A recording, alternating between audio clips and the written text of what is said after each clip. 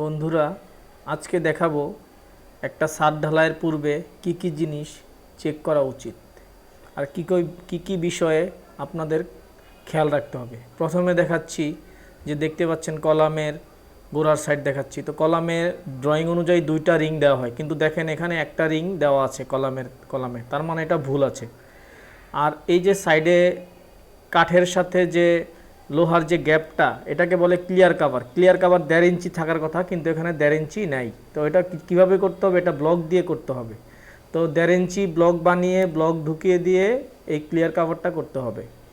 তারপর দেখেন যে কলামের রডগুলা সবই ল্যাপিং একই জায়গায় পড়ে গেছে। নিয়ম হলো 50% রডের ল্যাপিং থাকবে একটা ফ্লোরে আর 50% ল্যাপিং থাকবে আরেকটা ফ্লোরে। তার মানে 8টার যদি রড হয় তাহলে 4টা ল্যাপিং থাকবে দোতলায় আর 4টা থাকবে 3তলায়।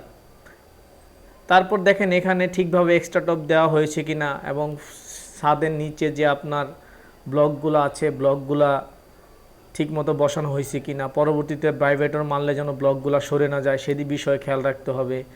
তারপর শিটগুলা ঠিকভাবে বিছানো হয়েছে কিনা, লেবেল ঠিক আছে কিনা, ছাদের এক্সট্রা টপগুলো ড্রয়িং অনুযায়ী হয়েছে কিনা সেগুলা দেখতে হবে। এবং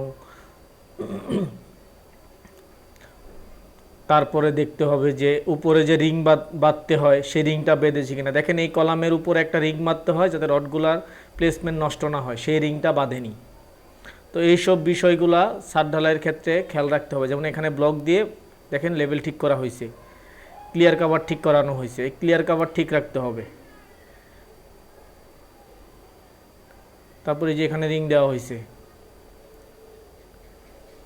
এখানেও রিং দেওয়া হয়েছে উপরে। এই রিংটা খুবই গুরুত্বপূর্ণ, তাহলে কলামের রডের প্লেসমেন্ট নষ্ট হয়ে যায়।